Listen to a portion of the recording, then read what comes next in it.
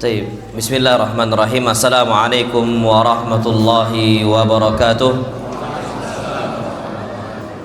Alhamdulillah wassalatu wassalamu ala Rasulillah. Ayyuhal ikhwatul kiram, kita ini bahas tentang masalah sabar karena Allah. Dan kata para ulama, sabar ini ada 3 jenis. Sabar kita karena Allah itu ada 3 jenis. Pertama, mereka mengatakan adalah kita sabar di atas taat kepada siapa? Allah subhanahu wa ta'ala. Ini taat kepada Allah, as-sabru ala ta'at, itu memang betul-betul sulit. Itu yang pertama. Kemudian yang kedua, as-sabru anil ma'asi, sabar untuk meninggalkan apa? Maksiat. Dan yang ketiga adalah as-sabru alal bala wal ibtila, sabar di kondisi kena musibah dan ujian dari Allah subhanahu wa ta'ala. Ini 3 sabar itu kita harus berikan semuanya untuk siapa? Allah. Makanya Masya Allah, kita ini hidup di atas muka bumi, nggak mungkin nggak diuji oleh Allah. Memang diuji. Bagaimana ketaatan kita, bagaimana kesabaran kita tinggalkan maksiat, bagaimana kita betul-betul sabar di kondisi ketetapan Allah. Harus sabar.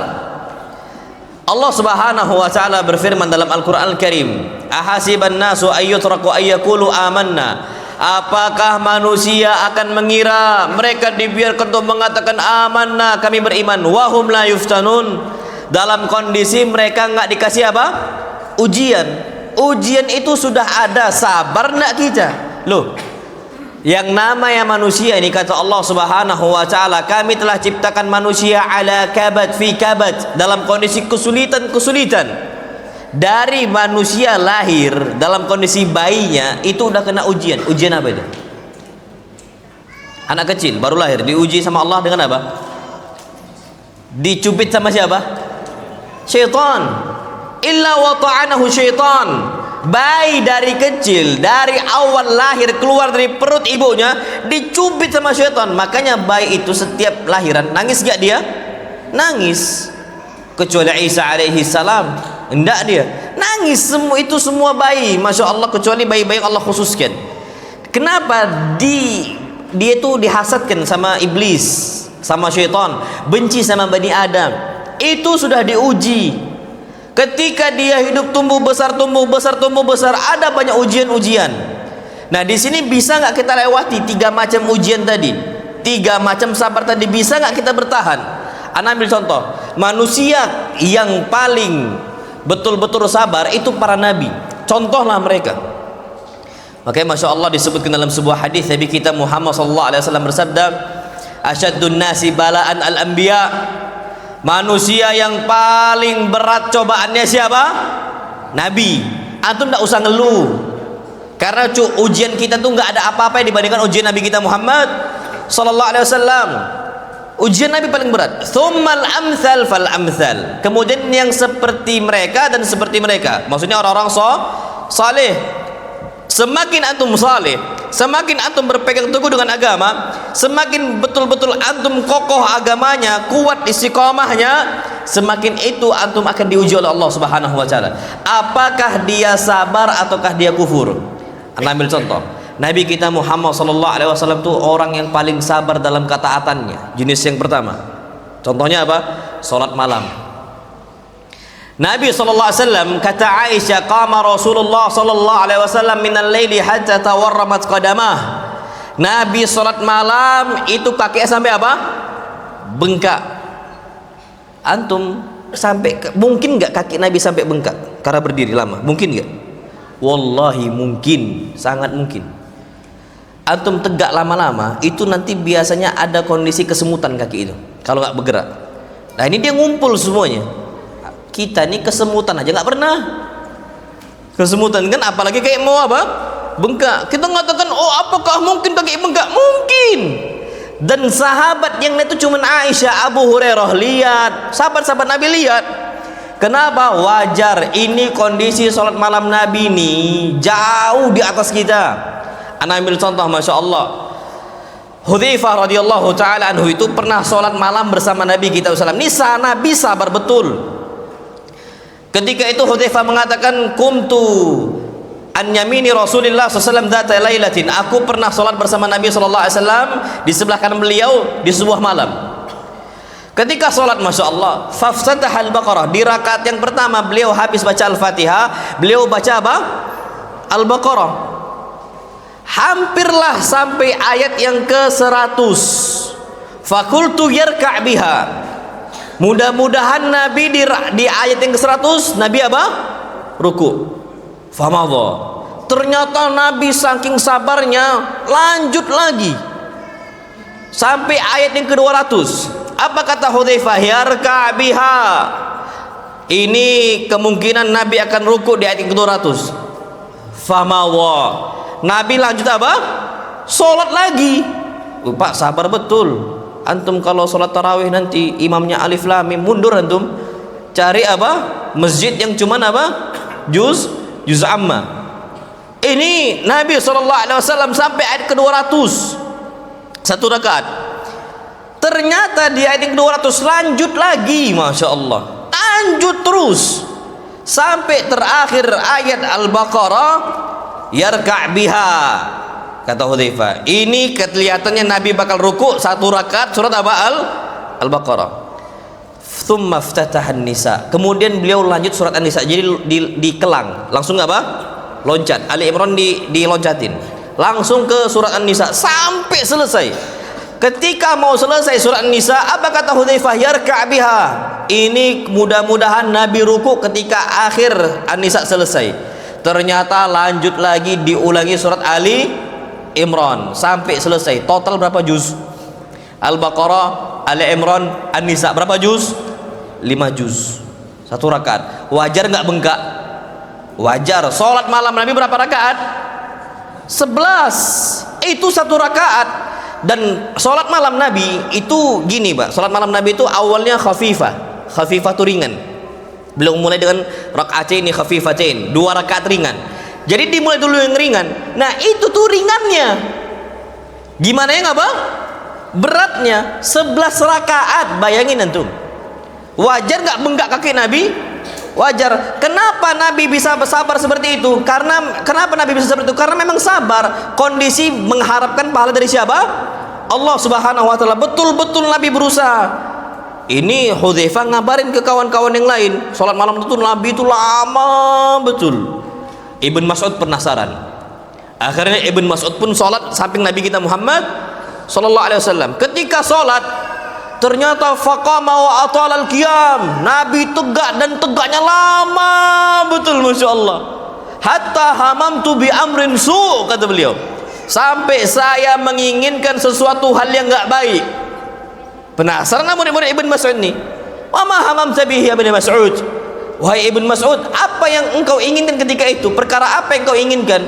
Qala an ajlisa wa ad'ahu. Aku duduk dan tinggalkan Nabi sholat sendirian. Ingin batal, ya kan? Ini Ibn Mas'ud aja nggak sabar, menunjukkan bahwa saya kesabaran Ibn Mas'ud di bawah kesabaran Nabi kita Muhammad sallallahu alaihi wasallam. Tapi kenapa mereka bisa bertahan di atas agama, di atas ketaatan? Karena memang taat itu butuh apa? Sabar. Ini ndak hujan sedikit ndak datang ke kajian.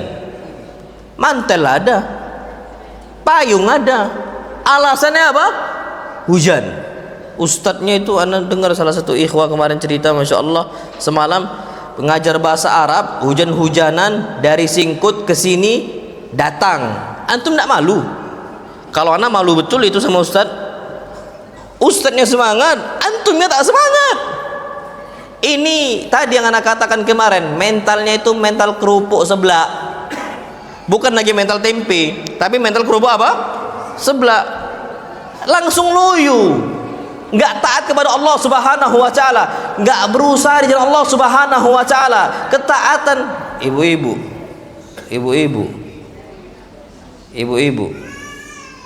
Taib, insyaallah. Taib, jadi kesabaran itu mau nggak mau harus diberikan untuk Allah Subhanahu wa taala. Mau taat ya sabar. Makanya orang-orang ini banyak nggak bisa istiqomah karena nggak apa? Sabar. Nanti insya Allah akan saya sampaikan pada esok hari ya, insya Allah duha, tentang masalah istiqomah di jalan Allah Subhanahu wa taala. Akan sampaikan Masya Allah tentang sebab-sebab istiqomah. Tapi banyak orang-orang nggak bisa istiqomah pertama kali karena memang nggak bisa sabar. Dan kondisi manusia itu Taat itu cuman awal-awal doang, semangat itu cuman awal-awal doang. Dan ini yang sabdakan Nabi kita Muhammad sallallahu alaihi wasallam, inna likulli amalin syirra. Sesungguhnya setiap amal itu ada masa semangat-semangatnya. Awal kenal hijrah, Masya Allah, kajian diembat, sholat embat, semua Masya Allah. Tapi selang 1 bulan, 2 bulan, 3 bulan, datang apa? Masa futur. Apa kata beliau? Wa inna likulli syirratin fatra. Di masa semangat-semangatnya ada masa apa? Futur. Ada masa jatuh-jatuhnya. Maka kita harus sadar ini ketaatan. Faman kanat fatratuhu ila sunnati. Siapa yang masa futurnya segera dibalik ke sunnahku, faqad ihtada, selamat.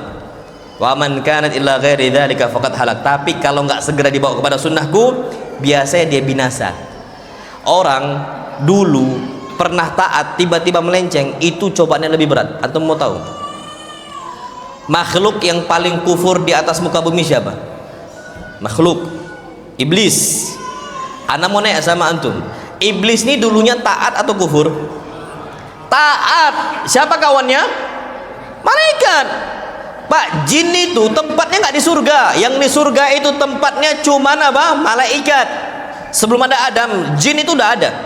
Sebelum Nabi Adam, jin itu sudah ada. Jadi malaikat sudah ada, jin sudah ada.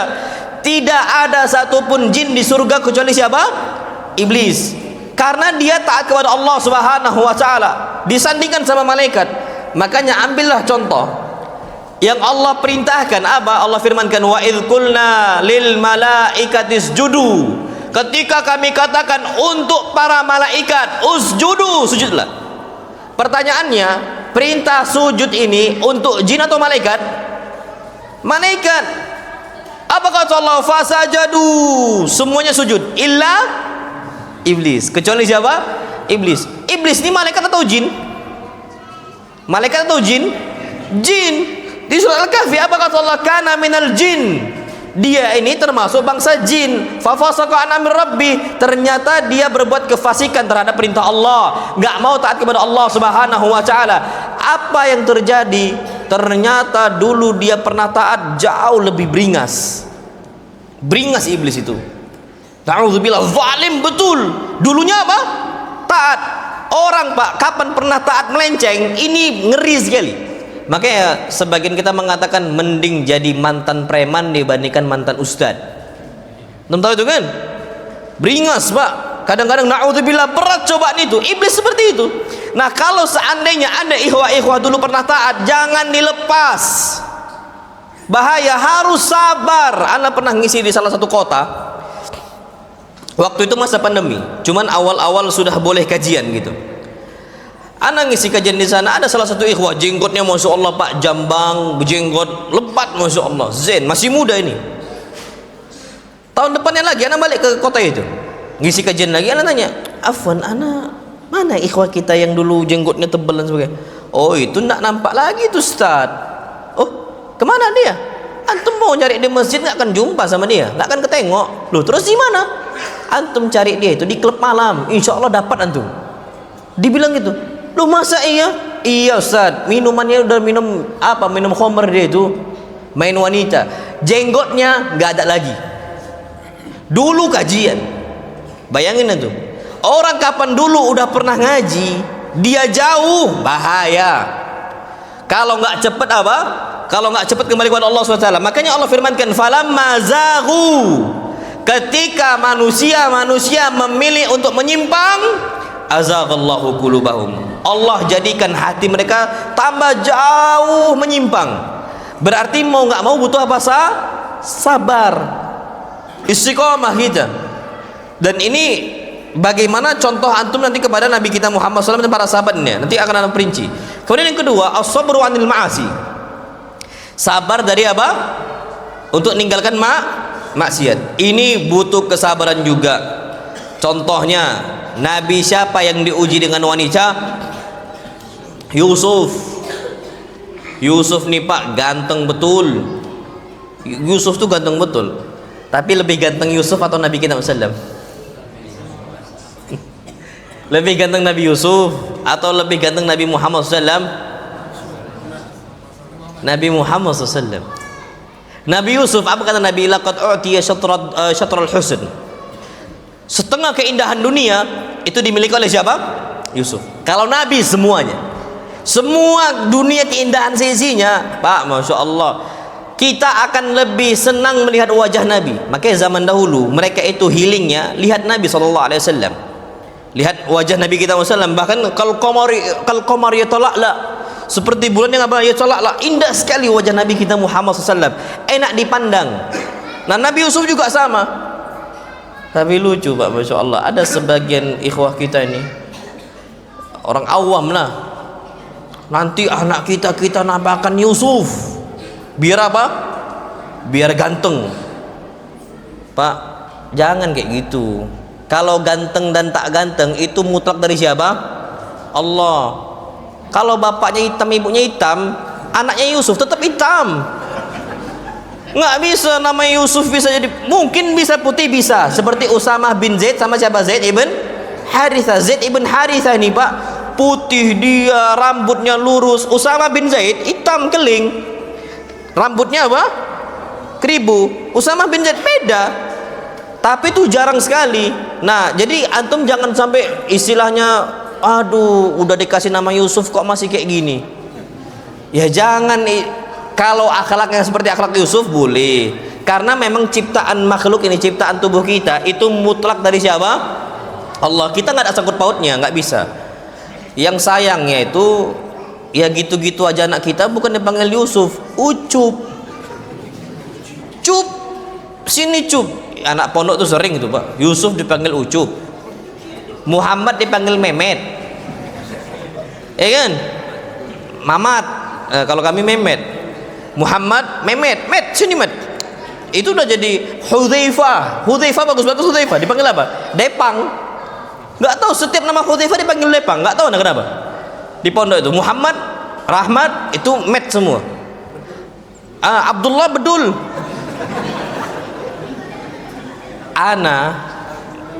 Makanya Masya Allah ya, nama bagus-bagus tuh Abdullah, ya mbok dipanggil Abdullah, dipanggil Bedul.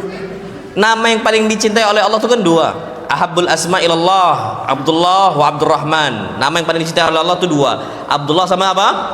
Abdurrahman. Udah bagus-bagus Abdullah, Bedul pula lagi.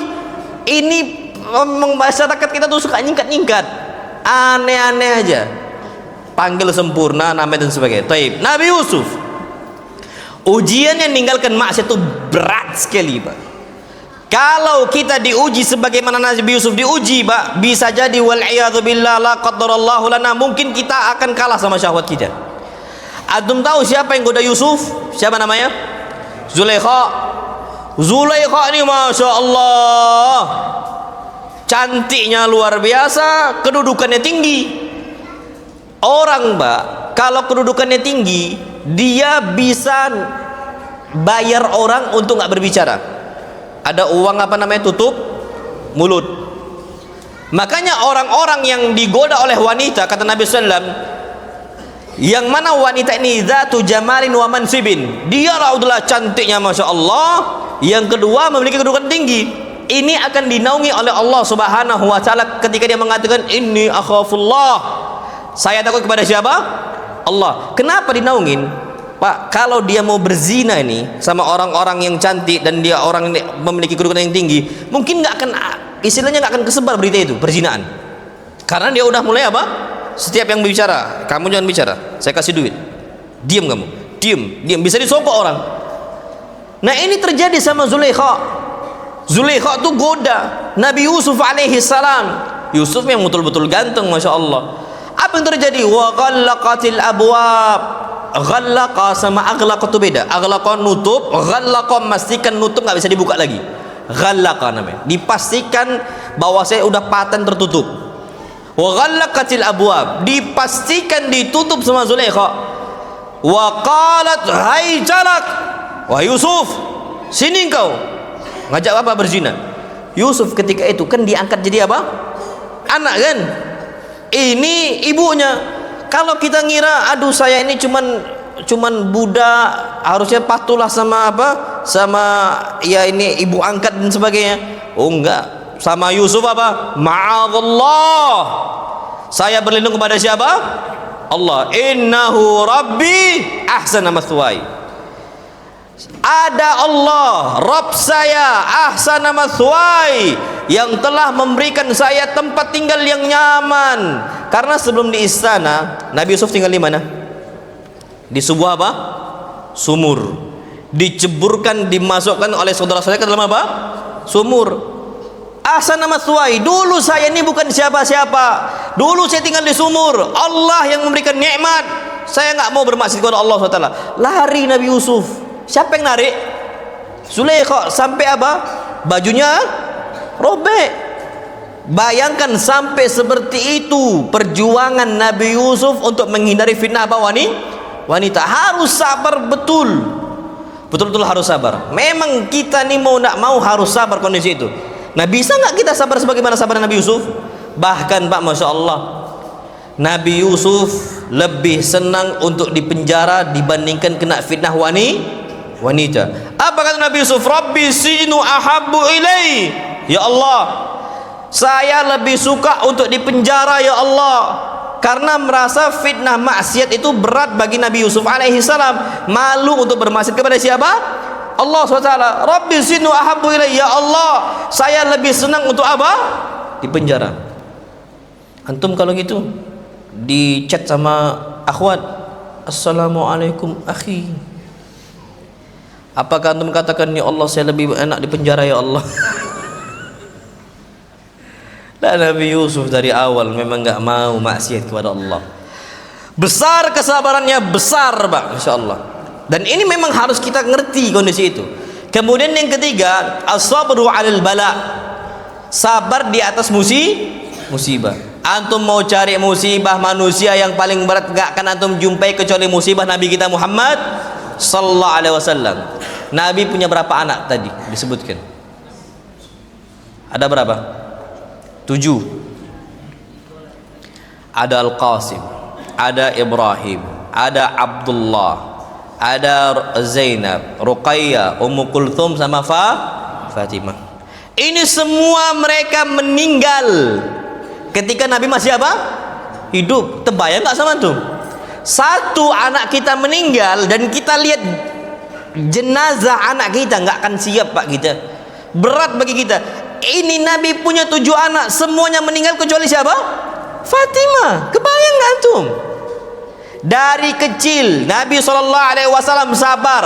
Awal Nabi lahir, kawan-kawannya punya bapak. Apakah Nabi punya bapak? Enggak. Abdullah meninggal sebelum Nabi SAW apa? Lahir. Diasuh sama siapa? Aminah ibunya. Masya Allah. Ibunya ngerawat. Nggak lama setelah itu ibunya apa? Meninggal. Udahlah yatim, ditinggal bapak. Kemudian nggak lama ditinggal apa? Wafat ibu. Dirawat oleh siapa? Kakeknya Abdul Muttalib. Nggak lama habis itu Abdul Muttalib apa? Meninggal. Kebayang nggak sama tuh? Orang-orang yang ngayomi Nabi meninggal semuanya. Makanya dikasih tasliyah oleh Allah Subhanahu wa taala, alam yajidika yatiman fa'awa. Wahai Muhammad, bukankah dulu engkau ni yatim, maka Allah yang naungin engkau? Yang naungi Nabi sallallahu alaihi wasallam itu Nabi Allah Subhanahu wa taala. Abdul Muttalib meninggal. Habis itu dirawat sama siapa? Abu Talib pamannya, yang membela dakwah Nabi dan sebagainya. Akhirnya nikah juga sama Khadijah. Di tahun yang sama dua-duanya meninggal. Pertama Abu Talib, yang kedua siapa? Khadijah. Di tahun yang sama loh, Masya Allah. Di tahun yang sama dua-duanya meninggal. Perjuangan ini untuk sabar di atas musibah ini berat sekali. Makanya Masya Allah, Nabi kita Muhammad SAW itu orang paling sabar. Apakah Nabi SAW betul-betul sampai murka sama Allah? Kenapa ini musibah kena hanya untuk saya? Kan gitu kalau kita, na'udzubillah. Nabi 6-6-nya nggak ada masalah. Yang Nabi ucapkan apa? Inna lillahi wa inna ilaihi raji'un. Allahumma ajurni fi musibati wa akhlif li khairan minha. Terus apa? Dia mengatakan wala naqulu illa ma yurdi rabbana. Kami tidak akan mengucapkan satu patah kata pun kecuali kata yang diridhoi oleh siapa? Allah Subhanahu wa taala. Nah, tiga istilahnya, kesabaran ini itu Nabi SAW itu punya. Seluruh para nabi juga punya. Masya Allah. Berat kondisinya memang berat. Apalagi Nabi kita SAW, nggak cuman itu Pak. Laki-laki itu biasanya ujian itu ada 3. Harta, tahta, wanita kan? Harta, tahta, wanita. Di awal dakwah Nabi kita Muhammad SAW didatangi oleh orang-orang kufar Quraisy. Apa kata mereka? Ya Muhammad, in aradtal mal, kalau engkau ingin harta, a'tainakahu, kami kasih engkau semuanya. Wa in aradta mulka, kalau engkau ingin jabatan, tahta, mallaknakahu, kami akan kasih engkau apa? Harta yang banyak, Masya Allah. Wa in aradta imra'atan, kalau engkau ingin wanita, zawwajnaka iyyaha, kami nikahkan engkau dengan wanita yang paling cantik dari putri-putri kami. Harta, tahta, wanita. Apakah Nabi SAW istilahnya bergeming? Apakah Nabi SAW akhirnya condong kepada tawar mereka? Enggak.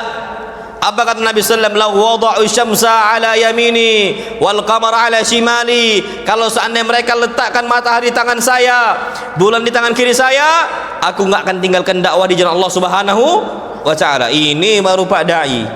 Ini baru sekarang na'udzubillah, ustadz ini bisa berubah fatwanya gara-gara istri. Ada nggak gitu? Ada Pak. Dulu kokoh dapat istri, fitnah wanita, berubah dia, berubah. Ustadz dulu kokoh, dikasih amplop tang, udah berubah fatwanya. Ada salah satu syekh, anda tidak sebut salah satu syekh, dulu nih di atas sunnah, dakwah sunnah dia kuat. Aduh, anda mau sebut gimana ya? Iya, ini jadi liberal sekarang Pak. Jadi liberal. Sahih Bukhari anak tolak, kata dia. Dia ngomong gitu. Selama akal saya nggak nerima, saya tolak nih Sahih Bukhari. Bahkan ayat Quran dia tafsirkan sesuai hawa nafsu dia. Dulu nih Salafi, Syekh ini jadi liberal gara-gara apa? Fulus. Karena dia dakwahnya di tempat orang-orang yang penuh liberal. Kena, Masya Allah. Nah, bisa nggak kita sabar dengan kondisi seperti itu? Itu mau nggak mau Pak, cobaan itu berat sekali. Tadi Pak, Masya Allah, terbukti fitnah yang dirasakan Nabi Yusuf alaihi salam, fitnah untuk meninggalkan maksiat, itu ternyata ada yang gagal untuk pemuda multazimun masjidah, yang dia itu fokus di masjid. Dia ini muadzin masjid Pak, Masya Allah, muadzin masjid di Mesir. Dia selalu ngajak orang untuk sholat, Masya Allah, ngajak orang untuk sholat. Dia multazimun masjidah, selalu di mana-mana itu di masjid. Kalau nyari dia di masjid lah. Makanya Pak, Masya Allah, ini lucu sekarang. Kalau dulu para sahabat Nabi kita Muhammad SAW, kalau orang nyari akan jumpa di mana? Masjid. Kalau kita di kebun, nyari di masjid itu enggak kan nampak. Kalau orang dulu zaman dulu di masjid. Nah, ini di Mesir nih ada pemuda multazimun masjidah. Apa yang terjadi? Fasa'idal manarah, dia naik apa? Menara, liyu'adzin, untuk azan, mengumandangkan azan. Pas sampai lafal hayya 'ala shalah. Apa arti hayya 'ala shalah? Ayo kita apa? Salat. Matanya ini nengok ke salah seorang wanita di bawah menara rumahnya. Dia ini orang Nasraniyah, wanita Kristen. Matanya langsung tertuju ke sana, Masya Allah. Na'udzubillah. Dia langsung, yang dia ngajak orang sholat, dia pula yang pertama kali turun. Nggak jadi apa?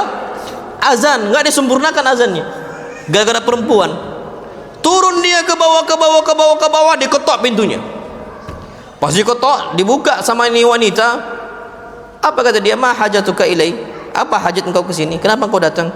Dia mengatakan, laqad salabti qalbi wa akhadti bi majami'i qalbi. Engkau telah melululantakkan jiwa saya. Gombal. Ini kalau akhwat digituin kelepek-kelepek dia kan. Apa kata ini akhwat? Ini wanita Nasraniyah. La ujibuka ila riba. Aku enggak suka digombal. Wah, ini harusnya setiap akhwat itu punya jiwa la ujibuka ila riba. Aku enggak mau digombal. Aku nggak suka. Apa engkau mau? Ngomong. Dia mengatakan, saya mau nikah dengan engkau. Idzan atazawwajuk, saya mau nikah dengan engkau. Apa kata dia? Dia mengatakan, anta muslimun wa abi nasraniyun wa abi la yuzawwijuni ibu muslimin. Engkau ni muslim, bapak saya Nasrani. dan bapak saya nggak akan nikahkan putrinya dengan laki-laki apa? Muslim. Dengan gampangnya dia mengatakan idzan atanassar. Kalau gitu saya siap jadi Kristen. Fadhahaba ilal kanisati liyatazawwaja. Berangkatlah dua orang ini ke kanisa, ke gereja untuk melaksanakan apa? Pernikahan. Nikah di situ. Pulang ke rumah, dia lihat nih loteng rumahnya ada yang rusak. Naiklah di atas ke atas loteng, kepleset, jatuh, famat, meninggal. Udah kufur, murtad, meninggal pula. Apa kata Imam Al-Qurtubi rahimahullah?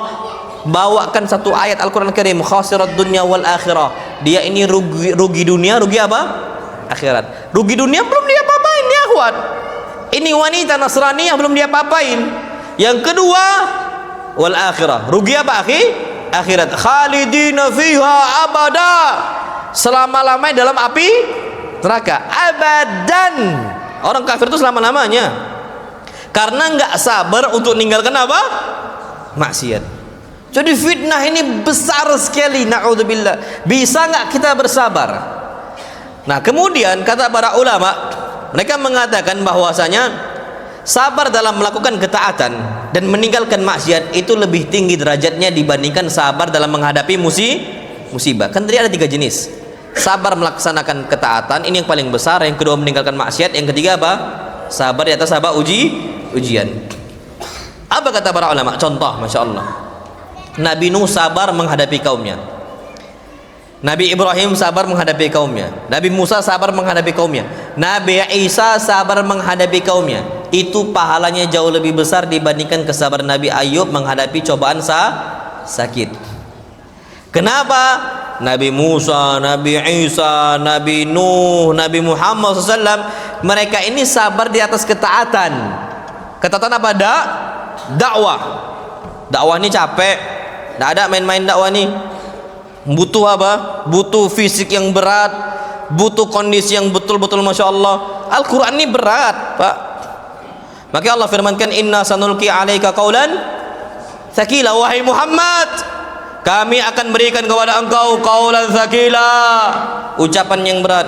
Makanya coba lihat santri-santri kapan ngafal Quran. Berat pala itu sampai ngantuk tidur.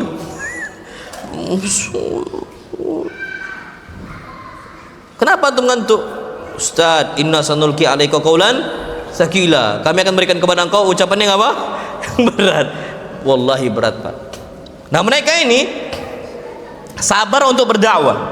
Berat, pahala lebih tinggi dibandingkan Nabi Ayub alaihissalam yang sabarnya itu di atas ketetapan Allah, yakni penyakit. Sakit apa? Sakit kulit. Dan ini disebutkan oleh para ulama. Wallahu alam bissawab. Taib. Kemudian yang perlu kita ketahui, tanda kesempurnaan kita memiliki sabar yang betul-betul sempurna, baik dalam sebuah musibah, baik dalam ujian ketaatan ataupun ujian maksiat, adalah kita ini bisa melaksanakan ketaatan berikutnya. Kalau antum diuji sama Allah, beratnya dakwah sunnah, beratnya berpegang teguh dengan sunnah, beratnya antum di atas musibah, kurangnya harta, meninggalnya anak, ternyata itu malah membuat antum betul-betul tambah semangat beribadah, berarti sabar antum itu betul-betul apa? Mantap. Betul-betul apa? Dijadikan acuan, diacungi jempol, masya Allah. Dan ini yang diingatkan oleh Allah untuk para sahabat. Apa kata Allah Subhanahu wa taala? Wa ma Muhammadun illa rasul. Muhammad ini ia hanya rasul saja. Qad khalat min qablihi rusul, yang sebelumnya Muhammad sudah ada banyak rasul-rasul sebelumnya. Afa immata au qutila in qalabatum ala aqabikum. Apakah seandainya si Muhammad ini meninggal atau dia dibunuh, kalian akan kembali kepada kondisi jahiliyah kalian? Harusnya nggak boleh nih. Kita ini dikenakan musibah oleh Allah, musibah meninggalnya Nabi kita Muhammad SAW, diuji. Apakah kalian kembali kepada masa jahiliyah atau istiqamah? Apa kata Allah? Wa may yanqalibu ala aqibaihi fala yadurullah syai'a. Barang siapa yang kembali kepada masa jahiliyah, itu nggak akan membahayakan Allah. Maksudnya, kalau antum ditimpakan ujian oleh Allah Subhanahu wa taala, apakah antum kembali maksiat ataukah tidak? Ini diuji. Ana ambil contoh. Kalau masalah udah ceritakan kemarin ya, ada ikhwah kepala istilahnya kerja di bank ribawi, dia hijrah, nggak siap sama kurangnya harta, sama cerai sama istri, sampai akhirnya minum apa? Khamar. In qalabtum ala aqabikum, apakah akan kembali ke masa jahiliyah kalian seperti dulu? Kita pasti diuji.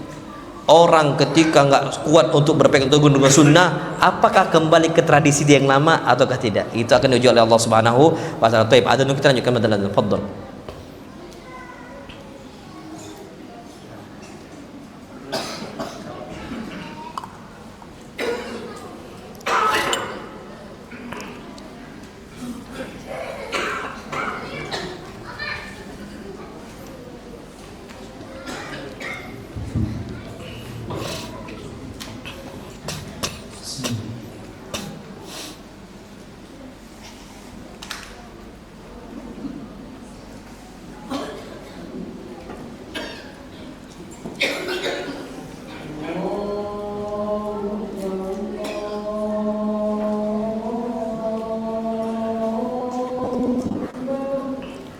Allah akbar.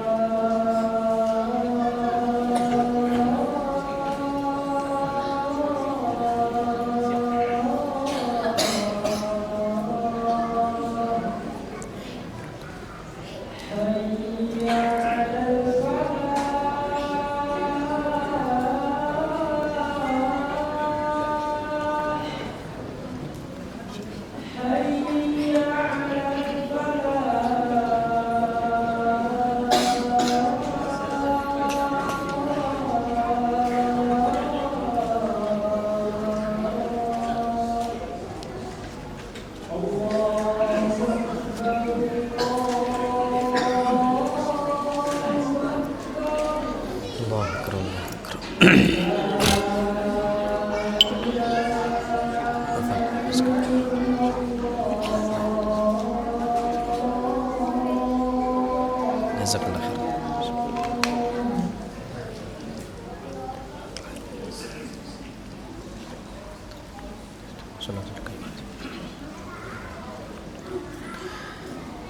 Baik, kita lanjutkan lagi. Nah, orang-orang yang hatinya hidup, jadi masya Allah, patokan manusia itu bukan cuma jasadnya hidup atau enggak, hatinya nih hidup atau enggak. Ada orang Allah jasadnya hidup, ada ruhnya, tapi seakan-akan jiwanya apa? Mati. Ruhnya tuh kayak nggak ada. Itu ada manusia begitu. Jadi nggak ada yang bisa dikerjakan untuk umat gitu loh. Ini ada manusia-manusia kayak gitu. Na'udzubillah. Nah, orang-orang yang hatinya itu hidup ya dengan ketaatan kepada Allah, dengan ibadah kepada Allah Subhanahu wa taala, dia akan semakin taat kepada Allah, semakin semangat ketika Allah uji. Dan ini terjadi kepada para sahabat, bagaimana mereka respon Nabi kita Muhammad SAW ketika perang apa? Uhud. Allah Subhanahu wa taala berfirman, Masya Allah, ketika perang Uhud, alladzina qala lahumun nas, mereka ini dikatakan untuk mereka, Masya Allah, innan nasa qad jama'u lakum, sesungguhnya orang-orang kafir, manusia-manusianya udah berkumpul untuk melawan kalian, fakhshawhum, hati-hati sama mereka. Apa yang terjadi? Fazadahum imana, para sahabat digitukan makin tambah apa? Beriman kepada Allah. Wa qalu hasbunallah wa ni'mal wakil, kami akan terus apa? Berperang. Hasbunallah, cukup bagi kami adalah Allah SWT. Wa ni'mal wakil, dan Allah sebaik-baik apa? Sebaik-baik pengganti untuk kami, Masya Allah. Dan antum bersandar mau nggak mau harus kepada siapa? Allah, bersandar kepada Allah SWT. Fanqalabu bi ni'matin minallah wa fadlin lam yamsasuhum su' wattaba'u ridwanallah. Akhirnya Allah Subhanahu wa taala berikan untuk mereka kenikmatan-kenikmatan. Allah kasih untuk mereka, Pak, Masya Allah. Makanya antum tahu, Allah puji mereka-mereka ini. Perang Uhud itu awalnya kaum muslimin menang atau kalah? Menang, habis itu kalah. Gara-gara maksiat kepada siapa?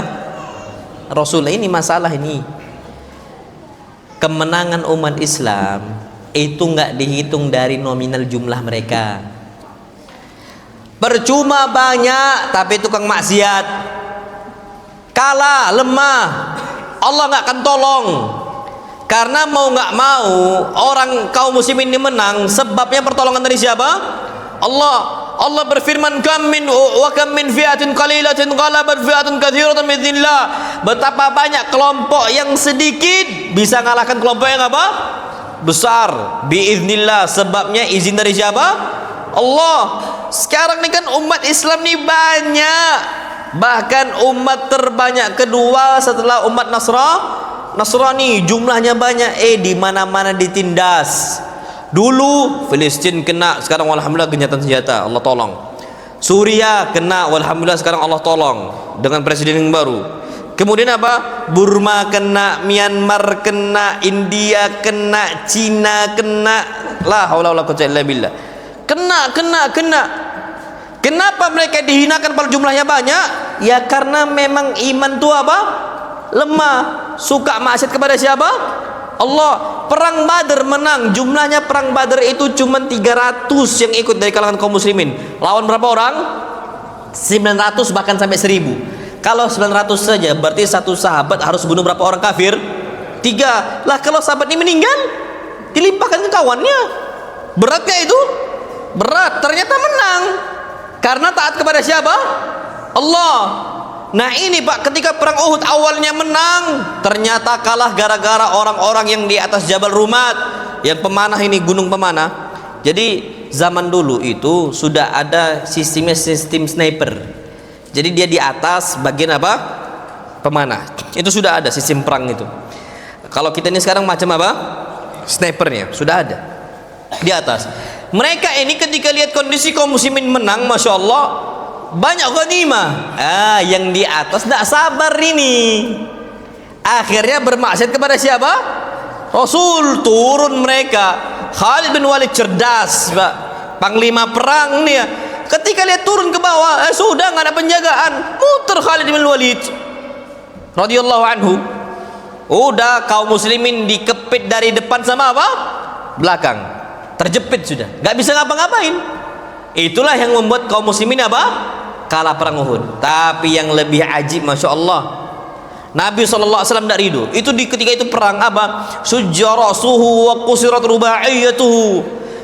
Kepala Nabi pecah, gigi geraham Nabi itu patah. Yang masuk itu bukan anak panah, ramah. Apa ramah? Tombak. Tombak tuh gede, Pak. Masuk ke sini, jebol pipi. Kebayang nggak sama tuh? Sabar nggak Nabi? Sabar sallallahu alaihi wasallam. Apa kata Nabi kita Muhammad sallallahu alaihi wasallam? Man tatabba'a fi athra'i haula. Siapa yang mau ngikutin jejak mereka, jangan sampai orang-orang kafir Quraisy memberikan kabar kepada kaum Mekah bahwasanya kita sudah dikalahkan. Akhirnya tegak 70 orang. Siapa di antaranya? Abu Bakar, Zubair ibn Awam. Ini sahabat-sahabat Nabi SAW yang sabar. Kondisi mereka lagi apa? Banyak darahnya. Berangkat, Masya Allah. Akhirnya apa kata Allah Subhanahu Wa Taala? Lilladzina ahsanu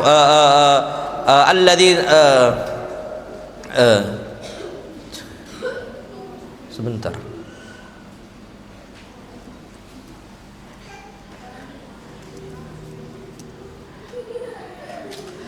Allah berfirman, alladzina istajabu lillah. Allah puji, berangkat itu 70 orang. Akhirnya kaum muslimin menang. Makanya ujung-ujungnya perang Uhud itu kaum muslimin apa? Menang. Allah firmankan, alladzina istajabu lillah war rasul. Mereka-mereka ini yang memenuhi panggilan Allah dan panggilan Rasul. Karena Rasul mengatakan, man tatabba'a fi atharati haula, siapa yang mau ngikutin jejak mereka? Berangkat 70 orang ini, Pak. Min ba'di ma asabahumul qarah, padahal mereka ini lagi kena banyak darah, kena cucuk anak panahnya, kena cucuk tombaknya. Masya Allah, berat bagi mereka, berat. Apa kata Allah? Lilladzina ahsanu minhum wattaqu ajrun azim. Siapa yang berbuat baik dari mereka dan mereka bertakwa kepada Allah, takut kepada Allah Subhanahu Wa Taala, mereka akan mendapatkan paling besar. Mereka kejar sampailah muncul akhirnya perang Hamra al-Asad. Nah, ini dia perang Hamra al-Asad. Akhirnya orang-orang kafir Quraisy kalah, dimenangkan oleh umat Islam. Apa sebabnya? Sabar di atas ketaatan kepada siapa? Allah. Kita sakit ini, astagfirullahaladzim. Kenapa nggak kajian sakit, demam? Nabi SAW, antum kebayang nggak jiwanya Nabi gimana? Ditempa sama Allah, digodok sama Allah Subhanahu Wa Taala, dididik sama Allah. Nabi SAW ketika ayat yang pertama turun untuk beliau, wahyu pertama, surat apa? Surat apa? Al-Alaq. Iqra bismi rabbikal ladzi khalaq. Nabi SAW nggak bisa baca Quran, nggak bisa baca tulisan, karena Nabi ini ummi. Apa kata beliau? Ma'ana biqari, saya nggak bisa apa? Baca. Didekap sama malaikat Jibril. Jibril, Masya Allah, ini Jibril nih zatnya itu besar sekali, punya sayap. Berapa sayap? 700 jenah, 700 apa? Sayap. Satu sayap yang dikepakkan sama malaikat Jibril, ufuk timur sampai ufuk barat tutup semuanya. Besar nggak itu?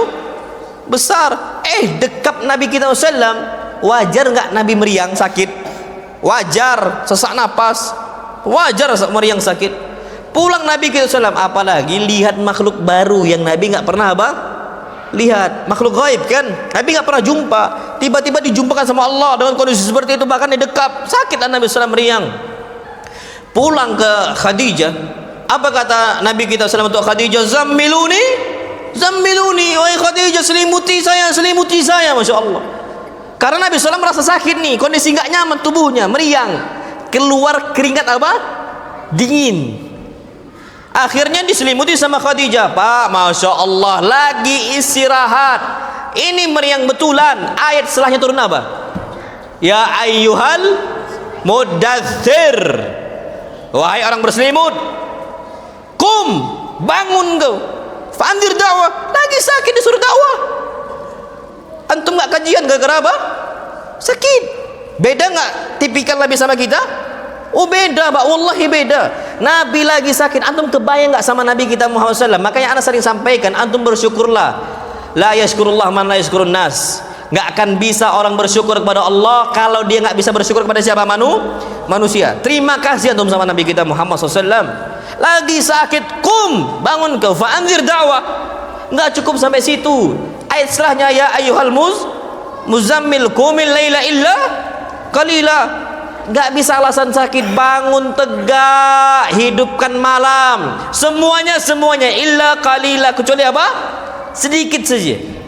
Tegakkan malam. Sabar, Pak. Berarti sabar di atas ketaatan tuh memang harus butuh apa? Perjuangan. Tapi apa hasilnya? Allah akan kasih kemenangan. Lilladzina ahsanu minhum wattaqau ajrun adzim. Untuk orang-orang seperti ini yang dia bersabar dan berbuat baik kepada Allah Subhanahu wa taala dan takut kepada Allah, lahum ajrun adzim. Maka mereka mendapatkan apa? Pahala yang besar. Taib. Kemudian Masya Allah, Yang perlu kita ketahui, kadang-kadang kenapa Allah kasih ujian untuk kita, musibah sih misal, apa hikmahnya? Kata para ulama, agar narik hamba itu kembali ke jalan siapa? Allah. Jadi kalau ditimpakan musibah, jangan marah sama siapa? Allah. Karena mungkin kita itu udah terlalu lama lalai, akhirnya dikasih musibah. Dan ini kata Ibn Atta rahimahullah. Ibn Atta mengatakan, man lam yuqbil 'ala Allah bimulatafatil ihsan, barang siapa yang tidak bisa datang kepada Allah dengan berbuat amal saleh, kebaikan yang banyak, qida ilaihi bisalasil imtihan, maka Allah akan kasih ujian dengan rantai-rantai ujian, biar dia ini kembali kepada siapa? Allah Subhanahu wa ta'ala. Dan ini terbukti, Pak, kalau orang memang betul-betul dilepas oleh Allah, maka dia sulit untuk istiqomah kepada Allah. Kalau orang kaya nggak ada ujian, oh dia terus merasa di atas, bagau, dia akan bertindak apa? Zalim, dia akan bertindak apa? Semena-mena. Itu yang perlu kita ketahui. Nah, wallahu alam bisawab. Dan faktanya orang-orang itu lebih banyak yang tidak bisa bersabar. Orang-orang yang jumlahnya sabar cuman apa? Sedikit. Itu yang katakan kemarin, wa qalilun min ibadiyas syakur, sangat sedikit orang-orang yang bisa bersyukur kepada siapa? Allah. Yang sabar itu sedikit. Bahkan apa kata Allah? Kalau kami nasihatin untuk mereka, kami kasih nasihat, kami kasih wejangan, kami kasih perintah untuk mereka, apa kata Allah? Ma fa'aluhu illa qalilun minhum. Tidak ada yang mengamalkan apa yang kami perintahkan kecuali apa? Sedikit saja. Sedikit saja. Nanti kan akan bahas ini insyaallah pada besok, sebab-sebab istiqamah. Walau annahum fa'alu ma yu'aduna bihi lakana khairan lahum wa ashadda tathbita. Kalau seandainya mereka kerjakan apa yang kami perintahkan, mereka akan istiqamah. Tapi mereka enggak, mereka tinggalkan. Makanya jumlah orang-orang yang bersabar di atas ketaatan itu sangat apa? Sedikit sekali. Falnakun min tilkal qillah. Hendaknya kita termasuk orang yang sedikit itu, yang dikatakan sebagai ghuraba, orang-orang yang apa? Asing. Kenapa kita dikatakan asing? Karena jumlahnya apa? Sedikit. Orang nih saat ini malam Ahad kan? Di masyarakat awam ini malam Ahad mereka ngapain? Oh, keluyuran, imma pacaran, wa imma. Kita malam Ahad ngapain? Kajian. Lebih banyak yang lalai atau lebih banyak yang kajian? Yang lalai. Fallakun min tilkal qillah. Jadilah kita termasuk orang yang sedikit itu. Nggak apa-apa dibilang asing, nggak apa-apa. Karena kata Nabi kita Muhammad SAW, kita harus sabar. Nabi kasih tasliyah untuk kita. Beliau katakan, bada al-islamu ghariban wa sayaudu ghariban kama bada. Dulu Islam ini datang dalam kondisi asing, dan nanti akan kembali juga dalam kondisi apa? Asing. Fatuba lil ghuraba. Sabarlah untuk orang-orang yang dianggap apa? Asing. Sabar. Beruntung kita nih, masya Allah. Tum jalankan ini, melihara apa? Jenggot. Dibilang apa? Oh, ini Wahabi. Melihara apa? Jenggot. Ada ikhwan nanya, Ustadz, apa hukum istri memaksa suaminya untuk nyukur jenggot habis? Kalau dia nggak mau nyukur jenggot, istri minta cerai. Ana bingung. Ada istri lebih suka suaminya nggak memiliki apa? Jenggot. Ini nih untuk makom laki-laki, ini seperti antum tahu singa? Coba botak jadi apa? Kucing. Bu, jangan yang aneh-aneh, Bu. Nggak semua orang dikasih rezeki apa? Punya jenggot. Mereka tuh berharap punya jenggot. Anak nih bangga nih Pak sama jenggot anak. Bahkan anak tuh berharap kepada Allah, kalau seandainya nih Pak, masya Allah berjambang, jenggot tuh segini. Oh, cocok itu Pak, pakai sorban pula. Ini masih jenggot Indonesia ini. Nah, saya ini masih jenggot-jenggot orang khas kita.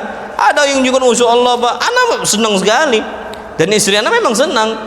Ya iyalah, laki-laki lanang. Coba antum pelontos Pak, aduh, ditengok tuh tak enak. Oke, usahakan kalau ada jenggot apa jaga. Nggak apa-apa, orang mau ngomong apa, sabar. Apa? Sabar, nggak usah hiraukan mereka, sudah biarkan, masya Allah. Terus kita ini apa di atas sunnah Nabi kita Muhammad sallallahu alaihi wasallam. Kalau kita sabar di atas sunnah Nabi, kita dikumpulkan oleh Allah Subhanahu wa taala bersama para nabi, bersama orang-orang yang mati syahid dan bersama orang-orang saleh di mana? Surga. Allah berfirman, "Wa may yuti'illaha war rasul." Barang siapa yang dia itu selalu taat kepada Allah, selalu taat kepada Allah dan selalu taat kepada Rasulullah sallallahu alaihi wasallam, sami'na wa ta'na, selalu terus gak pilih-pilih syariat dia kerjakan semua yang diperintahkan oleh Allah, dia kerjakan semua yang diperintahkan oleh Nabi kita Muhammad sallallahu alaihi wasallam, faulaika ma'al ladzina an'ama Allahu alaihim, maka orang-orang seperti ini bersama kumpulan orang-orang yang kasih nikmat untuk mereka. Siapa? Minan nabiyyin, para nabi, wasiddiqin, orang-orang siddiq. Ketuanya siapa? Abu Bakar as-Siddiq. Wasyuhada, orang-orang apa? Syahid. Waraisum siapa? Ketuanya Hamzah. Kemudian apa? Wasalihin, orang-orang apa? Saleh. Wa hasuna ulaika rafiqah, mereka ini adalah kawan-kawan yang baik. Pak, wallahil azim, ana itu sama sekali ya betul-betul merasa lucu. Ikhwan-ikhwan itu pengen jumpa sama Cristiano Ronaldo. Apa yang antum cari? Ana meninggal Pak berharap jumpa sama Nabi SAW. Cita-cita besar itu nggak ada. Siapa Cristiano Ronaldo? Udahlah Kristen pula, antum tiba-tiba dibangkitkan sama Allah. Wah, yo barisan sama apa? Cristiano Ronaldo. Apa gimana antum? Kata Nabi, yuhsyarul mar'u ala man ahabba. Orang itu akan dikumpulkan bersama orang-orang yang dia apa? Cintai. Tiba-tiba pindah alam sama siapa? Ronaldo, sama Messi. Anak enggak apa? Kita harus berharap ini jumpa sama Nabi kita Muhammad sallallahu alaihi wasallam. Cintai Nabi sama sahabat. Antum harus gigit ini sunnah Nabi kita Muhammad sallallahu alaihi wasallam. Udah selesai ya? Udah jam 8.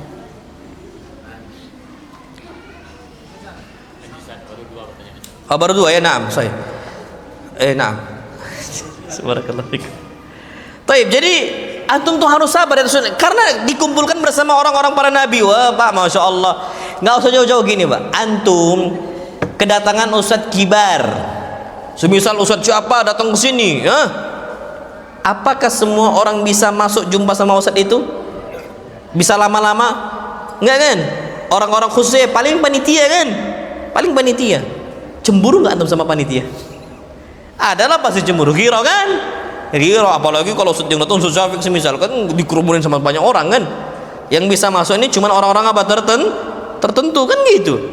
Yang bisa berlama-lama, yang bisa ngobrol bahkan satu kamar itu nggak orang-orang semua dikasih. Cemburu nggak antum sama mereka yang bisa sama mereka? Cemburu. Lah ini bukan sama ustadz, sama siapa? Nabi. Dan nggak semua orang dikasih kesempatan sama malaikat untuk jumpa sama Nabi. Makanya Nabi pernah nangis, betul-betul nangis sallallahu. Sampai Nabi mengatakan, waditu law anni laqitu ikhwani. Aku itu berharap cepat jumpa sama saudara-saudara saya. Sahabat bingung, ya Rasulullah, alasna ikhwanaka? Bukankah kami ini saudara-saudara engkau? Kenapa? Kan kami ada nih sekarang. La bal antum asabi. Enggak, kalian itu maksudnya ke dalam kategori sahabat saya. Walakin ikhwani alladzina amanu bi wa lam yalqauni. Mereka yang beriman kepada saya, yang taat kepada saya, padahal mereka belum jumpa dengan saya. Siapa ya? Kita ini mudah-mudahan. Amin ya rabbal alamin. Kita nih Pak, Masya Allah. Makanya kalau perintah Nabi itu jangan Pak antum mau tawar menawar. Perintah Nabi kerjakan sudah. Larangan Nabi tinggalkan sudah, jangan tawar menawar. Tapi kan gini, tapi kan gitu, nggak usah sudah. Bismillah ya Allah, antum berangkat. Jiwa itu kan harus jiwa-jiwa mujahid, jiwa-jiwa pejuang. Capek-capek Pak. Akhirnya bersama mereka, apa kata Nabi kita Muhammad? Wa ana faratuhum alal haud. Saya tunggu mereka semua di telaga saya. Jadi telaga Nabi itu ada dua, al-haud sama al-kautsar. Al-kautsar di surga, al-haud di padang mahsyar. Itu milik Nabi kita Muhammad sallallahu alaihi wasallam. Tapi apakah semua itu bisa jumpa dengan Nabi di haudnya? Enggak. Nabi sampai nangis ketika itu. Nabi tahu wajah-wajah mereka. Dulu Nabi kenal mereka ini taat kepada Allah. Sampai apa kata Nabi SAW? Ummati itu umat saya, jangan dihalangi. Itu umat saya, jangan dihalangi. Apa kata mereka? La ya Rasulullah, enggak ya Rasulullah, engkau enggak tahu ma ahdatsu ba'daka, apa yang mereka kerjakan setelah engkau apa meninggal. Ternyata enggak sabar kondisinya, kehilangan Nabi, akhirnya balik ke masa jahiliyah, enggak sabar untuk taat kepada Allah Subhanahu wa taala. Inilah kata para ulama, kita itu mau nggak mau harus sabar. Kenapa? Karena ujung-ujungnya kita ingin jumpa dengan Nabi kita Muhammad sallallahu alaihi wasallam. Apalagi lihat wajah Allah. Itu Pak, lihat wajah Allah. Anak kalau ada yang berbuat baik sama anak bertahun-tahun namanya sampai puluhan tahun, 20 tahun, anak akan penasaran siapa orang ini. Anak akan kejar itu Pak orang. Anak mau berterima kasih sama dia. Yang ngasih anak rezeki makan ya Allah, yang ngasih anak minum ya Allah, kondisi anak capek Allah yang kuatkan, semua Allah SWT. Anak ada apa-apa minta sama Allah, Allah kasih. Gimana anak nggak nyari? Gak mungkin anak nggak nyari, anak akan berusaha nyari gimana jalan ini menuju Allah Subhanahu wa taala. Ternyata apa kata Nabi kita Muhammad sallallahu alaihi wasallam, orang-orang yang masuk ke dalam surga dikasih rezeki ru'yatullah, melihat wajahnya siapa? Allah. La tudammuna fi ru'yati, kalian enggak akan desak-desakan melihat wajah Allah Subhanahu wa taala. Antum kalau lihat wajah ustaz antum desak-desakan. Ustaz siapa? Antum berangkat kan? Lihat ustaz daurah syar'iyyah, desak-desakan antum mau lihat wajah beliau. Tapi wajah Allah SWT la tudammuna fi ru'yati. Kalian tidak perlu desak-desakan lihat wajah siapa? Allah SWT. Antum akan berusaha nyari itu wajah Allah, dan itu kenikmatan yang paling besar. Lihat wajah siapa? Allah. Lihat wajah Allah, jumpa dengan Nabi kita Muhammad SAW, dapat bidadarinya, Masya Allah. Berapa bidadari antum dapat? Nah, orang mati syahid 70. Makanya kalau belum bisa poligami nggak apa-apa, di surga dapat berapa? 70. Sabar aja. Nama nggak usah antum pengen nggak usah, nyantai. Insya Allah bidadari udah disiapkan. Istri kita nggak akan cemburu. Jadi nggak apa-apa cemburu di dunia, di akhirat nanti mereka wallahil adzim nggak akan cemburu. Istri antum banyak, berupa apa? Bidadari. Di dunia ini bidadari cemburu juga sama istri antum. Bidadari udah ada sekarang, bidadari udah Allah ciptakan, ada wujudnya. Mereka cemburu kalau antum dizalimi sama siapa? Istri. Nah, cemburu mereka. Masya Allah. Jadi memang laki-laki ini Allah ciptakan banyak istrinya. Memang Allah ciptakan asli gitu. Nah, wallahu alam bissawab. Taib. Kemudian Masya Allah, yang perlu kita ketahui adalah bagaimana kita ini bisa betul-betul bersabar kepada Allah Subhanahu wa taala dalam ketaatan. Perhatikan, Pak. Kata para ulama, ada beberapa jenis dalam ketaatan. Jenis yang pertama, as-sabru 'ala ta'allum wa ta'lim.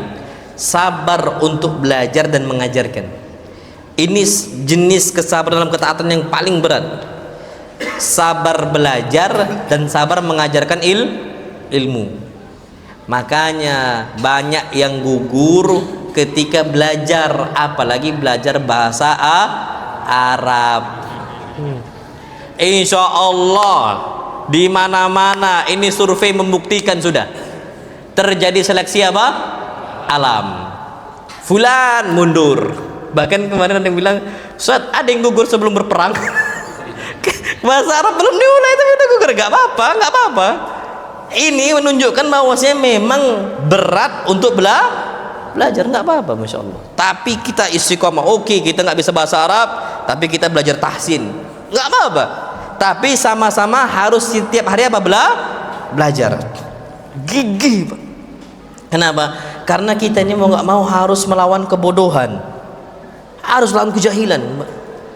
Dan bahkan Masya Allah, seseorang itu akan mengusir jiwanya kalau itu bodoh. Dia ini mudah istilahnya melawan, padahal dia jahil, dia nggak tahu ilmu. Makanya kadang-kadang orang awam ini suka nembak sana, nembak sini, nembak sana, nembak sini, karena dia apa? Jahil. Terus gimana? Sabar. Kemudian termasuk sabar ketika belajar, apa kata para ulama? Sabar menghadapi kerasnya guru. Tegas, guru ini tegas. Antum tahu Imam Malik rahimahullah, ini ulama masyhur, imam Daril Hijrah. Ulamanya kota Madinah. Imam Malik ngajar nih, ada yang main-main diusir sama Imam Malik. Termasuk yang hampir diusir Imam siapa? Syafi'i. Imam Syafi'i ini orangnya bukan orang kaya. Orangnya orang apa? Miskin masuknya karena dia yatim. Lahir di mana Imam Syafi'i? Di Gaza, Gaza Filistin. Lahir di Gaza di Filistin, berangkat ke Mekah untuk belajar. Ulama-ulama Mekah itu sudah diraup semua ilmunya sama Imam Syafi'i. Disuruhlah berangkat kepada Imam Malik di Medina. Berangkat di sana, masya Allah Pak, Muwatta. Antum tahulah Muwatta, kitab Muwatta Imam Malik rahimahullah. Sebelum duduk di majelisnya Imam Malik, ini Imam Syafi'i udah selesai hafalan apa? Muwatta. Hebat Pak. Senior-seniornya murid Imam Malik tuh kalah sama Imam Syafi'i yang junior. Saking cerdasnya apa Imam Syafi'i. Duduk Imam Syafi'i, biasanya yang nyari kertas itu siapa yang nyari kertas? Ini kertas kosong. Imam Syafi'i nggak punya kertas. Siapa yang berangkat nyari kertas? Umminya, karena yatim dia. Berangkatlah dia ini ke kantor-kantor pemerintahan ketika itu. Ada kertas-kertas bekas. Berangkat ibunya Imam Malik, wahai ibu Imam Syafi'i, wahai Syafi'i, idhab, berangkat engkau kepada Imam Malik. Catat dia, catat. Ternyata semua sisa-sisa kertas di kantor pemerintahan habis semua. Dimakan sama, dilahap sama siapa? Imam Syafi'i dihabiskan, nyatat, masya Allah. Padahal Imam Syafi'i ini cerdas atau nggak cerdas? Cerdas, mudah menghafal, kuat hafalannya, masya Allah. Nyatat. Ternyata ketika habis, masya Allah, terjadi sama Imam Syafi'i. Datang ke majelisnya Imam Malik, nggak bawa kertas apa catatan, duduk. Ma fa'ala Syafi'i? Apa yang dikerjakan Imam Syafi'i? Dia ambil tangan kirinya, dia jadikan media kertas. Telunjuknya dijadikan apa? Pena. Tintanya lidahnya. Ini Imam Malik langsung marah dia. Dikira main-main kan? Wahai Syafi'i, apa yang kau kerjakan? Innani aktub. Saya nulis, tambah marah. Nulis apa ini? Ya Malik, laisa li kurasa li aktub. Aku nggak ada kertas yang bisa aku tulis, nggak ada sama sekali. Habis Imam Syafi'i, miskin kondisinya. Marah Imam Malik, dikira Imam Malik dicandain kan, diusir keluar. Apa kata Imam Syafi'i? Engkau silahkan usir saya dengan satu syarat. Engkau tes Muwatta dari awal sampai akhir, dan dari semua yang kau jelaskan kepada saya, kalau saya salah usir saya. Dites Pak, bolak-balik yang belum diajarin Imam Malik untuk murid-muridnya, Imam Syafi'i bisa jawab. Masya Allah. Semangat nggak belajar? Semangat nggak menghadapi kerasnya guru? Semangat. Kalau kita langsung ciut, udahlah nggak usahlah kajian sama ustadz ini, tegas sekali. Imam Syafi'i enggak. Makanya Imam Syafi'i itu marah betul kalau ada kajian muridnya Imam Syafi'i enggak mencatat. Beliau katakan, masya Allah, beliau katakan al-ilmu saydun, ilmu itu apa? Buruan. Wal kitabatu qaiduhu, dan menulis apa? Ikatannya. Qaid suyudaka bil hibalil wathiqah, ikat buruan engkau dengan tali yang kuat sekali. Sampai beliau katakan faminal hamaqati, termasuk kebodohan nyata. Hamaqah ini tingkat kebodohan paling tinggi. Kalau kita apa istilahnya? Tolol enggak? Masih ada lagi. Bui, ya itu. Ya buyan mungkin kan blow on lah kuliah. Itu hamaqah, tingkat kebodohan yang paling tinggi. Ahmak. Faminal hamaqah, termasuk kebodohan yang paling tinggi. Antasida ghazalatan thumma tatrukuha bainal khalaiqi taliqatan. Engkau udah berburu kijang, dapat dilepaskan lagi. Makanya anak paling lucu sama orang-orang mancing, dapat ini ikan dibuang lagi. Lu ngapain? Mancing mania kan? Dapat dibuang lagi. Ngapain? Ngabisin waktu, nggak ada manfaat. Ini bukan lagi ikan, kijang nih. Antum pernah makan kijang? Rusa. Pak Zen Pak dagingnya. Ana pernah makan tuh dagingnya, masya Allah. Antum berangkat, Ana waktu itu makan di Singapura. Ana kajian di sana, dihidangkan daging rusa, kijang. Pak mantap betul. Ya orang udah dapat kijang dilepas lagi. Kata Imam Syafi'i, hamaqah, termasuk kebodohan apa? Besar. Sabar Pak, nyata tuh sabar. Imam Syafi'i ini cerdas. Ya kita nih, ya baina-baina lah, antara-antara itulah. Dibilang cerdas tak cerdas. Makanya anak sering sampaikan ke antum, ya ikhwah, jangan antum nggak bawa istri kajian. Anak yakin antum nggak akan ngajarkan lagi istri antum. Istri nanya, bang apa yang disampaikan sama ustadznya? Apa ya? Ana bicara 1 jam 45 menit. Ini berapa nih? Ini 1 jam 15 menit. Cok, ana suruh ringkas antum dari awal, bisa nggak kira-kira? Jangan Ustaz. Kan gitu. Ana sering bilang, antum bawa lah istri antum ke masjid. Karena gini, kita ini tidak cerdas. Imam Syafi'i itu cerdas. Udahlah tak cerdas, tak nyatat lagi. Imam Syafi'i udahlah cerdas, nyatat dia. Dulu Pak ulama ini dha'fur ruwah, dikatakan rawi hadis itu lemah 2 hal. Pertama dha'ful kitabah, yang kedua dha'ful hifdz. Kalau dia ini hafalannya kuat, bagus. Kalau dia itu pencatatannya kuat, bagus. Ada ulama kuat hafalannya, nggak mencatat, tetap dia ini dikatakan apa? Thiqah. Ada ulama kuat mencatat tapi lemah hafalannya, dia ini dikatakan thiqah, terpercaya, diambil hadis ya, selama rumahnya nggak kebakar. Ada rawi hadis, dia ini mencatat kuat sekali, setiap kategori dicatat sama dia, riwayat hadis, tapi hafalannya lemah, kebakar rumahnya, habis kitab-kitabnya. Kalau dia sampaikan hadis setelah kebakar rumahnya, langsung dhaif. Hadisnya langsung apa? Dhaif. Nah, antum kebakar tak terbakar dhaif antum. Kita ini terbakar rumah tak terbakar apa? Dhaif. Karena antum nggak sabar tuh mencatat. Imam Syafi'i ini sabar mencatat. Imam Syafi'i, Pak, Allahu Akbar. Lihat betis, hafalannya apa? Kacau. Betis lah antum paha lagi. Betis kacau. Imam Syafi'i cerdas betul. Imam Syafi'i masuk pasar, diambil cotton ini apa, kapas, dimasukkan tab, masukkan kiri kanan. Karena di pasar tuh ada musik, ada ghibah, ada kebohongan, kecurangan. Nggak mau, diambil cotton, kapas, dimasukkan ke telinganya, takut nanti terngiang-ngiang. Lihat betis, bisa lupa. Antum lihat paha, makanya ngafal juz 30 hilang 30 juz. Ngafal juz 30 nggak apal-apal, Pak. Ngapain 40 tahun? Anda bingung, antum tuh ngapain sekarang? Ini karena memang kita nggak ada kesungguhan untuk sabar di atas ketaatan kepada siapa? Allah ketika belajar. Nah, jadi harus mau nggak mau kita tuh ada rasa malu dalam menuntut ilmu. Malulah. Yang udah tahun-tahun ngaji nih, masa tak bisa-bisa? Harus di-upgrade gitu loh. Hadis, hafal hadis. Apa? Innamal a'malu, itu aja. Tak bertambah-tambah. Kalau makan bertambah-tambah. Itu kalau makan. Apalagi kalau rendang, Masya Allah. Ini hadis innamal a'malu binniyat, padahal itu hadis panjang loh.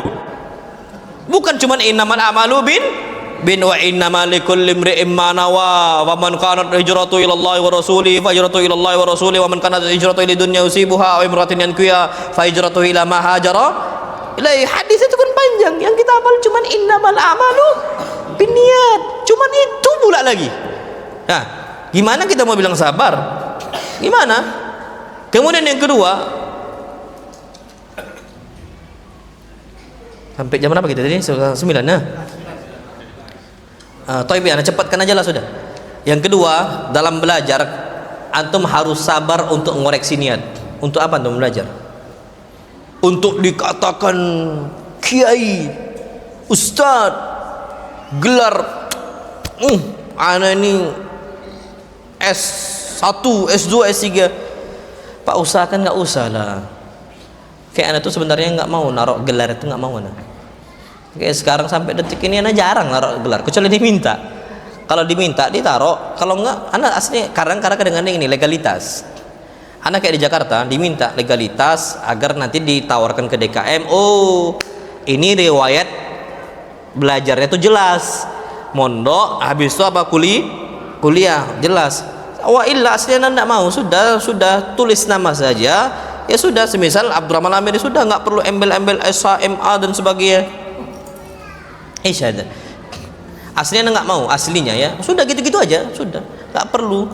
Dan walham, antum tahu Syekh Sudais itu profesor itu, tapi apakah ada namanya Al Ustadz Ad-Doktor Abdurrahman As-Sudais LCMA? Nggak ada, cuman Syekh Abdurrahman As-Sudais itu profesor itu. Syekh As-Surim profesor, Ad-Dusari doktor, ustaz sekarang udah dapat apa istilahnya selesai, dapat istilahnya jenjang ustaz, dapat gelar profesor. Tapi apakah mereka itu enggak? Syekh Ad-Dusari sudah gitu-gitu aja. Jadi antum coba koreksi niat antum. Karena orang-orang yang dibakar oleh Allah di neraka ini ulamanya, qari'ul Qur'annya. Kenapa dia menuntut ilmu liqala alim? Agar dikatakan apa? Ulama alim. Aisyada.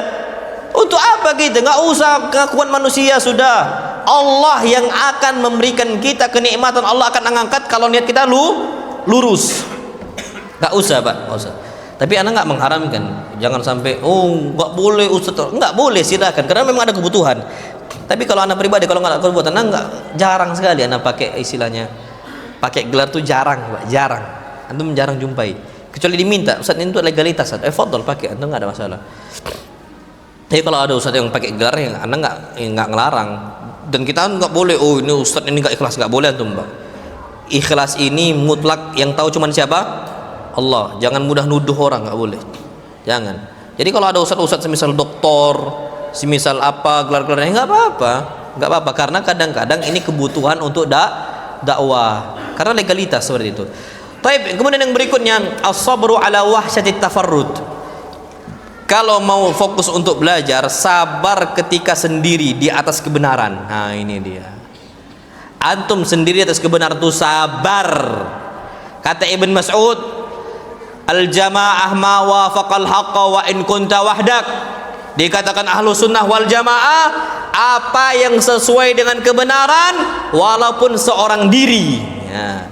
Ini wahsyatut tafarrud. Kita nih berasa seorang diri itu berat sekali, Pak. Antum tahu Imam Bukhari? Imam Bukhari kenapa meninggal? Dimusuhi Imam Bukhari.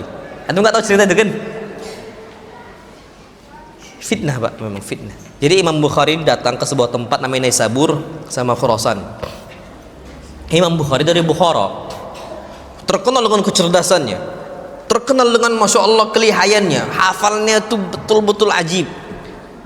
Ini sanad hadis sama masalahnya dibolak-balik, dia bisa susun lagi. Dan bahkan dia bisa nyebutkan yang tadi dibolak-balik tadi, gitu. Haddatsana fulan dibolak-balik. Yang salahnya disebut dia sama dia. Masya Allah rahimahullah, saking cerdasnya. Jadi ketika datang ke sebuah tempat Naisabur ataupun Khurasan, datang ke sana, itu Pak disawer Imam Bukhari. Dinar dirham tuh melayang untuk Bukhari. Pak, itu hebatnya orang zaman dulu. Kalau zaman kita sekarang, ustadz harus miskin katanya. Ustadz pokoknya harus susah, ustadz harus miskin. Memang beda, Pak, tipikal. Makanya memang, dan kita ini tidak boleh, Pak, istilahnya ustadz itu berharap cuma dari situ, enggak. Ustadz itu harus ada usaha, dia harus punya independen, dia punya usaha, dia punya bisnis yang dia memang bisa hidupkan dakwah. Bukan dia yang butuh dakwah, tapi dakwah yang butuh dia. Apa yang dia bisa berikan untuk umat, kasih untuk umat. Jangan kita nyusahin orang, enggak. Apa yang kita bisa kasih, kita kasih untuk orang. Nah, Imam Bukhari disawer, masya Allah, dinarnya keluar, dirhamnya keluar. Inilah muncul hasad bainal ulama. Siapa yang istilah cemburu dengan Imam Bukhari? Yang cemburu dengan Imam Bukhari namanya Yahya Az-Zuhli rahimahullah, ahlul hadis. Ini ahlul hadis, Pak, sunnah di atas pemahaman salaful ummah. Yahya Az-Zuhli merasa cemburu dengan Imam Bukhari. Akhirnya Yahya Az-Zuhli ini dikompori dengan salah satu jamaah. Dikatakan sama jamaah ini, Bukhari mengatakan Al-Quran ini makhluk, katanya. Sudah, Pak, kalau orang mengatakan Al-Quran makhluk, Jahmiyah enggak dia? Jahmiyah, dan Jahmiyah ini kufur atau enggak? Kufur. Orang yang mengatakan Al-Quran makhluk, Al-Quran ini apa? Kalamullah, sifat Allah.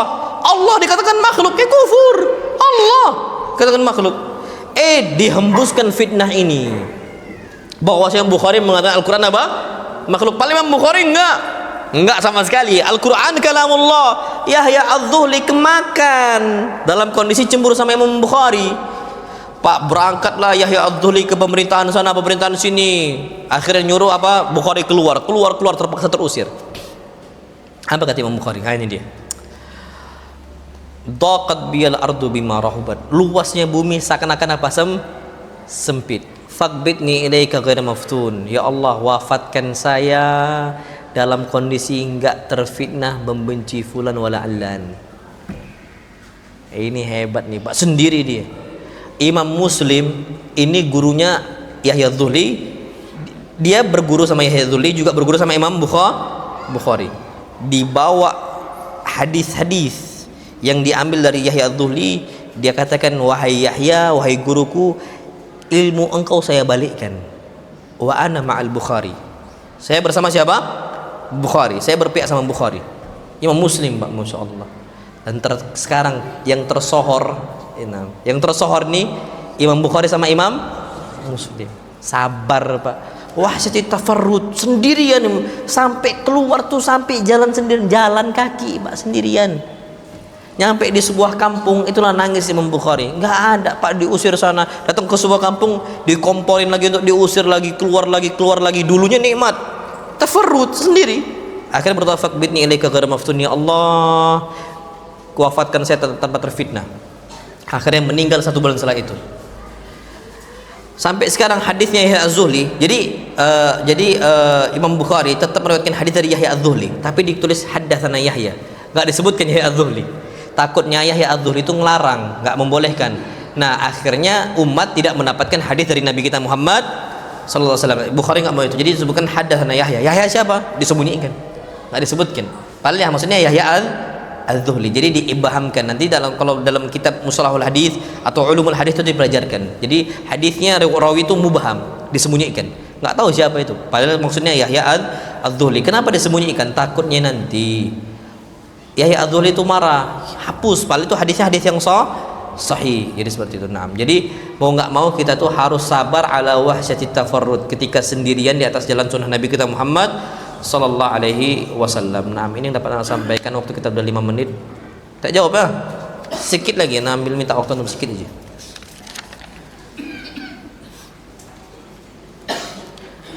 Salam Ustaz, izin bertanya luar tema malam ini. Semenjak menikah anak ikut mengembangkan usaha dagangan suami, tapi tidak ada akad seperti yang Ustaz sampaikan siang tadi. Qadarullah beberapa tahun yang lalu suami meninggal dunia dan meninggalkan 3 orang anak. Yang mau anak tanyakan bagaimana cara pembagian harta yang ditinggalkan oleh suami. Nah, berarti punya ibu lah. Karena ibu kerjasama dengan apa? Dengan suami. Makanya diakadkan itu harta milik siapa gitu. Jadi jangan sampai nggak jelas.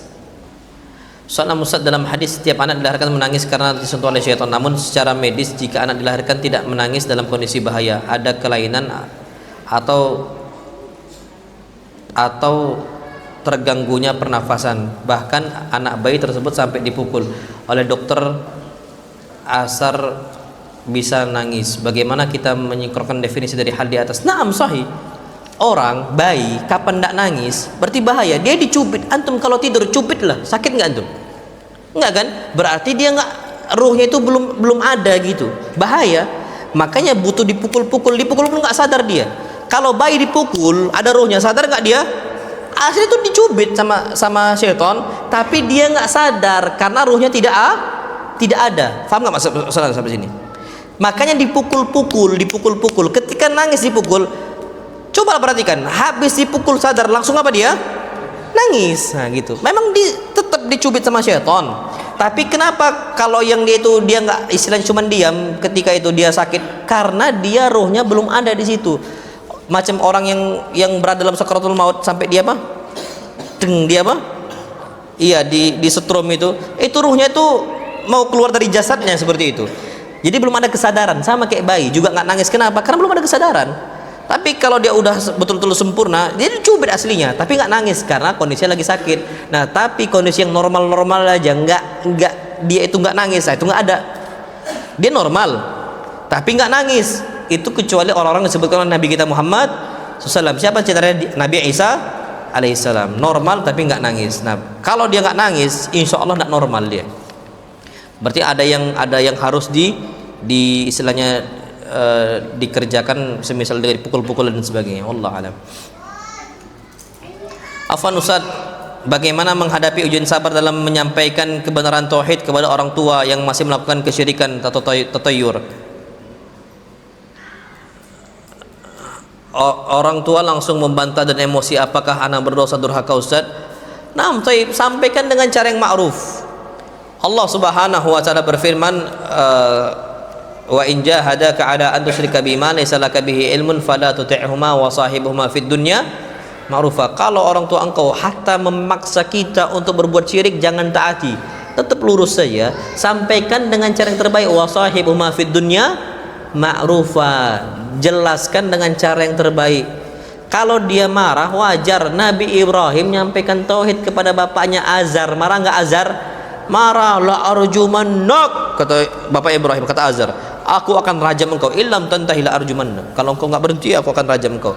Kalau Nabi Ibrahim sampai gitu kan, apalagi kita. Terus gimana? Doakan kebaikan untuk orang tua. Yang penting jangan angkat suara, nggak boleh, sampaikan aja, jangan angkat suara, sudah. Kalau tidak mau, tugas Rasul itu hanya menyampaikan, apalagi kita nggak bisa kita paksa.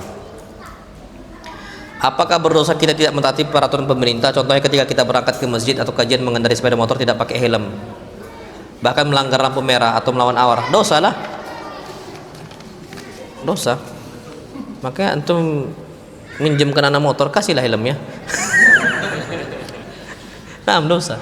Pakai motor itu belum dipakai, nggak ada helmnya, nggak ada helmnya, jadi tidak boleh, dosa. Melanggar apa? Palang apa? Kereta api. Oh, di sini nggak ada kereta api ya? Oh iya, kosongnya. Oh, pelosok. Bentaknya di mana lu, Bu? Linggau masalah di agak itu kereta api. Antum tutup. Dosa nggak antum? Dosa. Lampu merah, sap, antum lewat, dosa. Yang lebih ngeri Pak, antum ke Medan lah, lampu merah, jelas-jelas lampu merah, kita berhenti, plat kita BG, ini yang plat BK nih, klakson tun, ya kayak perindavan udah, tun, disuruh jalan, lampu merah, anak plat BG, enggak lah, mau plat BG, anak plat BK, enggak kan anak jalan. Tapi Pak, asli sampai lampu hijau tuh kalau kita nggak jalan di tin, itu Medan itu, rusuh memang. Di sana tuh lalu lintas memang kayak gitu ya. Kalau nggak kreak nggak Medan kata mereka. Jadi harus agak gitulah, agak sikit kreak kata mereka. Ya, insyaallah. Ya, jadi ala kulli hal, dosa nggak dosa. Jadi tadi kami belum keluar. Jadi kalau bisa pinjamkanlah helm. Jadi kan jadi keluar kami Pak, insyaallah. Kalau ada, kalau tak ada ya sudah. Qadarallahu wa ma syaa af'al. Kita nggak bisa nuntut orang, sudah gitu. Ini yang dapat Anda sampaikan, kurang lebih ya maaf. Insyaallah besok pada subuh masih ada di sini ya. Iya, kalau bisa Pak, Anda tadilah daurah kalau bisa. Kalau antum mau tuh daurah sama ustadz yang lain. Atau kalau sama Anda ya di lain waktu insyaallah. Mudah-mudahan jadi bagus Pak. Karena antum nggak kemana-mana ini. Sini jangan gitu. Itu paling pas untuk daurah. Satu masjid. Kecuali Anda safari dakwah ke Linggau, pindah-pindah masjid. Linggau lagi. Ke Jakarta atau ke Batam kemarin atau Kalimantan itu pindah-pindah masjid.